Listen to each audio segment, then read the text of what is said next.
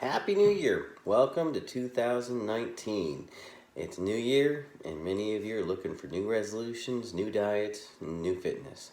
So I thought I'd talk a little bit about my adventure in the meat-heavy keto, where my husband's doing carnivore, and our latest adventure, if many of you have seen the monstrosity I'm sitting on that we just put together last night, our weight bench.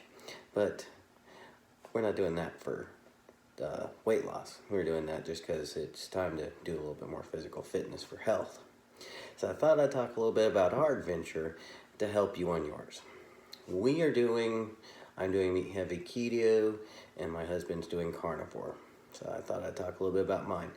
Not all the detailed information. In fact, one of our people that inspired us, Dr. Barry, I'll go ahead and put his thing down below. He's got a lot to say. He's got all the facts and information. I just thought I'd talk about some of the hardships, some of the things that got us through, some of the things that got me through, especially me traveling 5-6 days a week, and how that can affect, your motivation and such. Just a normal person talking about how we got through it. That's all. So we started this adventure, well actually we've been doing things for years.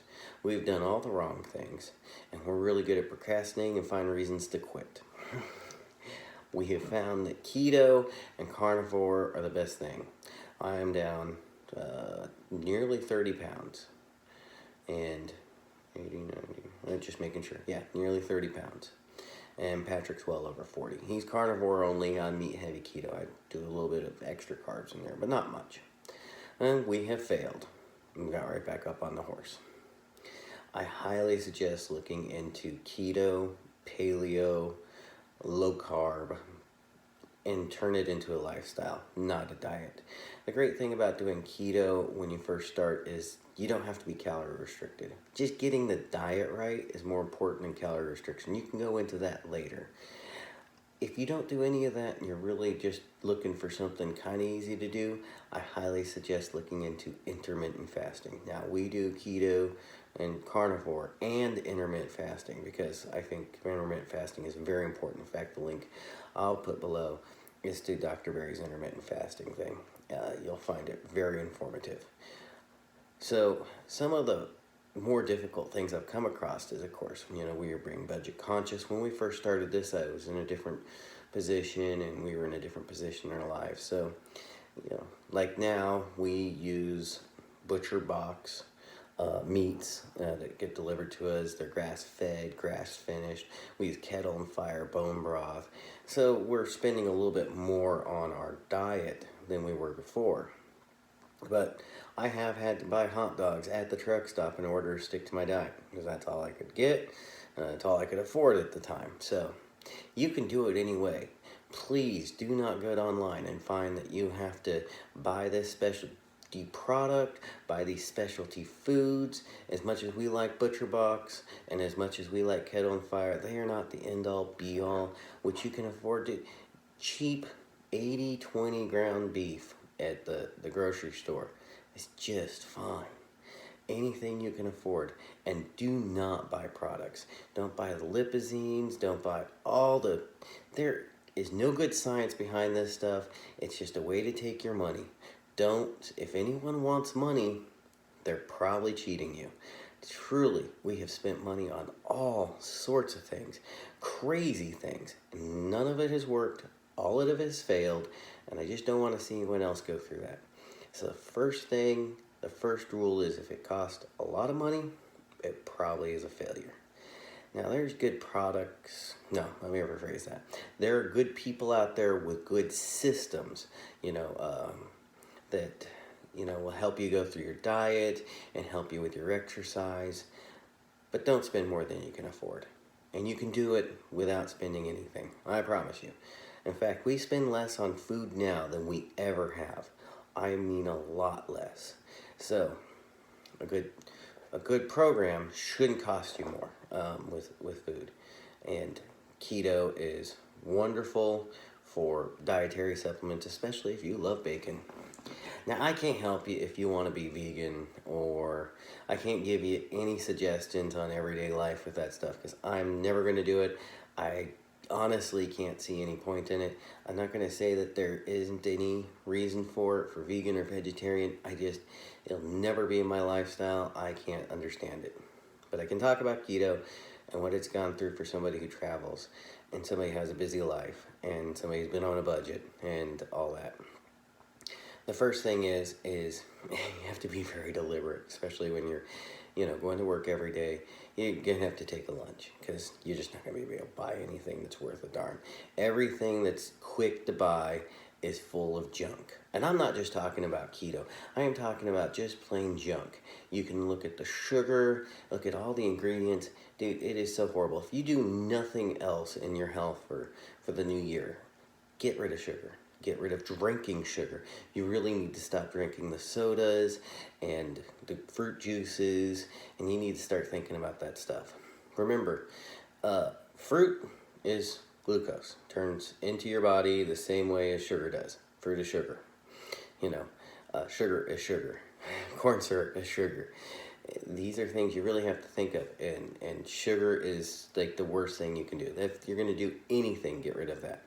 And if you get rid of that and do intermittent fasting, you'll already be healthier. Intermittent fasting's free.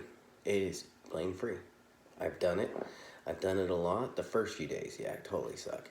I highly suggest, especially if you're a truck driver like me or someone who travels, you start your intermittent fasting when you know your schedule is going to be good and you're not going to be tempted. So I've either started it at home, and so when I go out on the road, I'm already kind of adjusted to it. Or I've started it on the road when I know I don't have time to stop and eat. For me, if I'm leaving home that first day, I'll just not eat until I wake up the next day. And then that's how I'll fast. I fast generally 16 to 18 hours every day. And I eat at the same part of my schedule every day. Well, for some people, they work a 9-to-5 job and they can say, okay, I'm going to eat in this window, this block of time. I'm going to eat when I get home and for 4 hours. For me, my time that I work every day changes. So I just eat when I wake up. And then I'll eat the next day when I wake up. And then I'll eat a couple hours after I start work. That's when I'll eat my snacks or anything else. I have almost no carbs in most of everything I do. I don't completely eliminate them. Patrick completely eliminates them. He's purely paleo.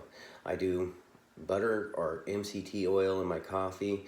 And I will tell you, for the first few weeks, if you're intermittent fasting, butter in your coffee. You're going to just live off of that. You're going to get hungry, put some salt under your tongue, put some butter in your salt on your tongue, put some butter in your coffee and drink coffee, and it'll satiate you. No, you're not in a true fast at that point, but you're trying to get over the hump. You're trying to get used to not stuffing your face every 2 hours. And you're going to have to, before you even start a fast, you're going to have to eat something nice and full of fat. Lots of fat. Oh, I love bacon, and I eat for me, I travel with the pre-cooked bacon that you just throw in the microwave because it's the easiest thing for me on the road. I'm in a hotel, I have a microwave. If I was in a truck, I would still have a microwave. So, and this refrigeration's easy. I always carry a cooler with me that I can plug in. I got 5-6 days worth of food in there, frozen. I started frozen. It's thawed by the time I'm done. If I was an over-the-road trucker like I was before, I'd still start with that 6 days of frozen food. And then I would stop at Walmart every 5-6 days and restock. They got some wonderful cups of it's scrambled eggs and bacon. There's a whole bunch of products. They're easy to make that you can buy. You just have to go around the store and look at the ingredients. The ready-made bacon that you just throw in the microwave for 30 seconds, a minute. Well, most truck drivers have to have a 700-watt microwave, so it's a minute and a half for the bacon. Pre-cooked sausage. Avocados are good. They're a little bit harder on the road to carry around. I try it now and again, but it is a little bit harder. And bone broth. I'm going to have to say, make your own bone broth or order like a Kettle and Fire. The bone broth that they sell at China Mart is got cornstarch in it. So, it's a good way to start until you can get a bone broth that's in. and those come in great packages. You can get a whole month at a time and carry, if you're in the truck, carry it on the road. If you're a traveler, without being able to carry a cooler or something, then you're gonna have to look at exactly what you're eating everywhere you go. And then home, this was the first thing we had to do. We have failed so many times and failed so many times. We had to hit a uprise in our budget and replace stuff as we could with good stuff, and then one day just clean out the pantry. We threw out the flour, threw out the sugar. We threw out hundreds of dollars worth of food. We couldn't have it in the house because we were going to eat it. We could afford to do that. So if you can't eat it, do not replace it, but the sugar's got to go first. There's no reason to have sugar at all. You need to get rid of all the sugary products, but even if you absolutely can't afford it, eat it, but do not replace it. Replace it with good quality whole foods. If anything else like that's the place to start. Starting with whole foods and then working way to which whole foods are better. Exercise has been this is the newest adventure for us. And I'll tell you how that goes as it goes. I'm going to try to do Insanity and a couple of the other programs once or twice a week while I'm on the road in the hotel room. And once a week on the road, lifting weights if I can find some weights. And then when I'm home, we got this machine, as y'all have probably seen us post. We just put it together last night.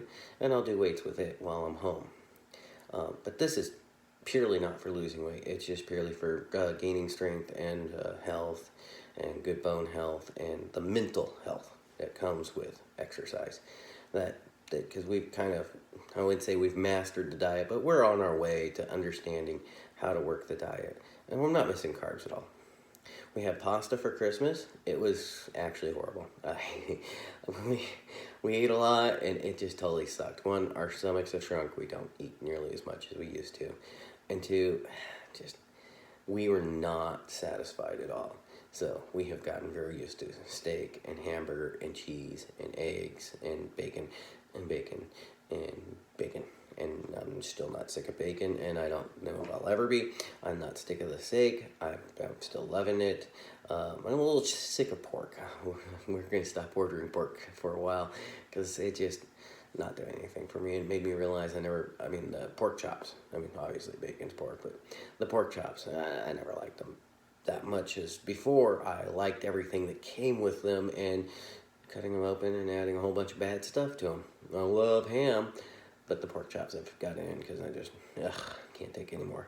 And that was one thing you will find is that there's going to be something that you realized you didn't like all that much. I still love chicken. I could eat steak all day long.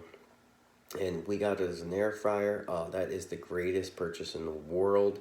It really is the greatest purchase. If I was going to suggest any one purchase for going on this diet, it's an air fryer because it makes steaks just wonderful. It makes pork chops wonderful.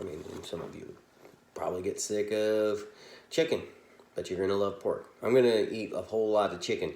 I'm going to eat a whole lot of pork. And remember, fat is key into this diet. 30 pounds. I'm feeling better than I ever have. Intermittent fasting's making a huge difference. Not drinking calories makes a huge difference. I'm clearer thinking and a lot happier with myself. So I will continue to post these if I get any good response and tell you how things are going and give you my thoughts. Again, not an expert. You want the expert opinions. You want every last detail. There's other people out there, and I'll try to post their links and tell you. I've spent hours and hours and hours watching videos from Dr. Barry and Thomas, I forget his last name, and others. And so I'll happily, I don't want to say dumb down the information. I'll happily give you the easy going information, but you should get the details yourself. But the easy start, I'll tell you the tough obstacles that we had and the hardest things we had to overcome. The first thing we had to overcome was understanding that paying anything for supplements does not work. It'll fail every time. And that keeping the bad foods around will not work. I think the best quote came from Dr. Barry. It's like trying to quit smoking and keeping your lighters in the ashtray. You're setting yourself up for fail. So as you go into this new year, if you got New Year's resolution to be healthier and to lose weight, I highly suggest you spend the time looking into keto. And if you decide to go keto, carnivore, or paleo, or low carb, high fat diets, which I highly recommend keto, and intermittent fasting. I really recommend intermittent fasting and work that out however you want to. I had to go into it, you know, 18 hours. I had to dive head first into it. A lot of people start at 1 hour extra a day. You know, they eat 1 hour after they wake up, and then 2 hours after they wake up, and then 3 hours. And if you need the slow progression, do it that way. Now, I'm the kind of person I have to dive head first and, you know, snap my neck on the way down in order to get it. And so, you guys have a happy new year. If you have any questions, leave them down below. I'll be happy to answer what I can, and I'll update you and let you know the obstacles I'm going through, especially on the new physical fitness side. Tell you how the diet's going, the things I'm learning, and see you this year.